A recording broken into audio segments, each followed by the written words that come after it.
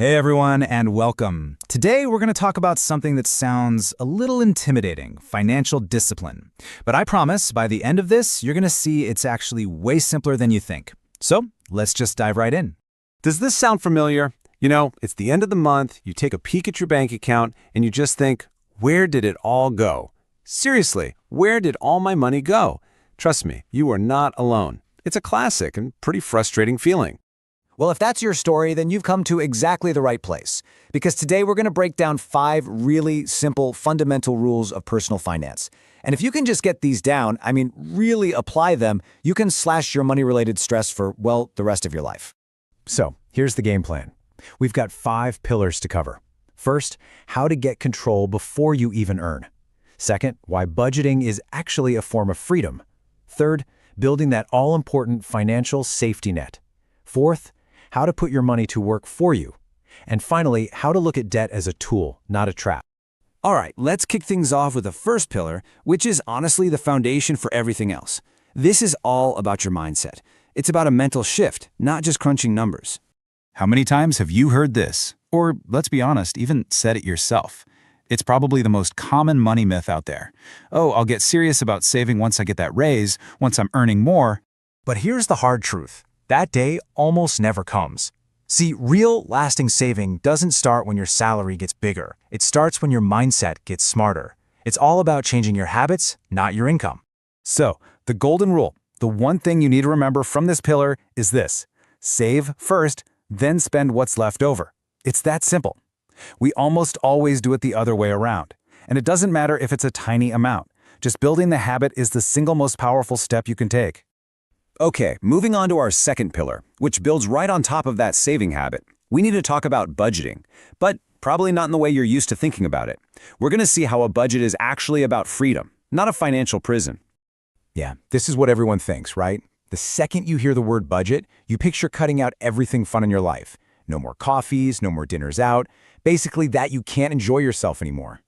And that idea is just completely and totally wrong. Look, a budget isn't about restriction. It's about intention. It's a plan that tells your money where to go instead of you getting to the end of the month and wondering where it went. It puts you in control. And that control, that's freedom.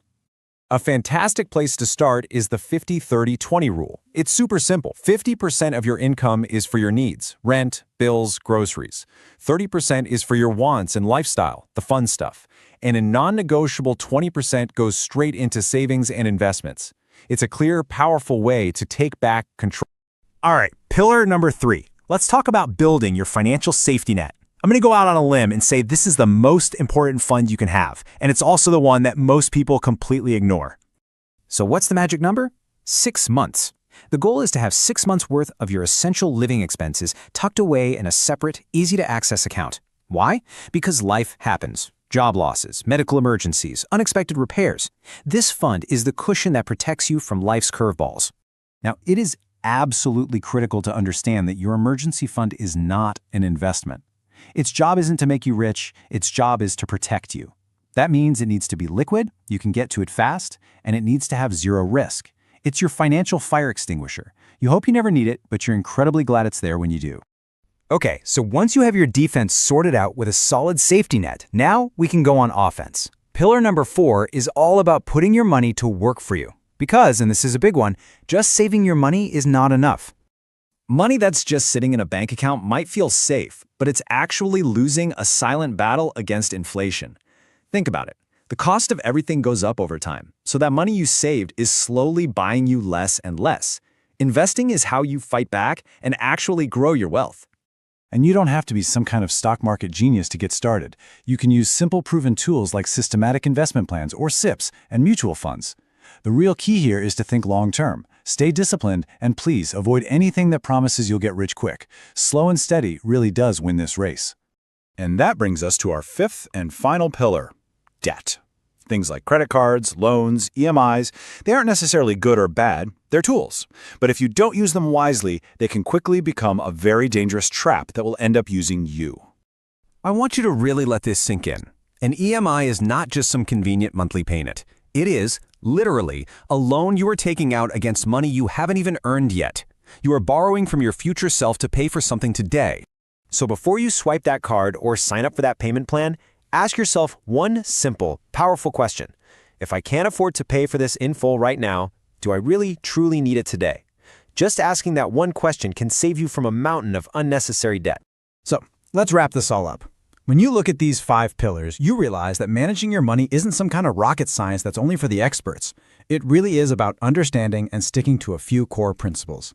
In the end, it all boils down to just 3 ingredients. First, a little bit of understanding, the stuff we just talked about. Second, the discipline to actually do it consistently. And third, the patience to let your good habits do their work over time. That's it. That is the recipe. And that's really the final thought I want to leave you with. This is all about putting you back in the driver's seat. The entire goal here is for you to control your money so that it never ever gets the chance to control you.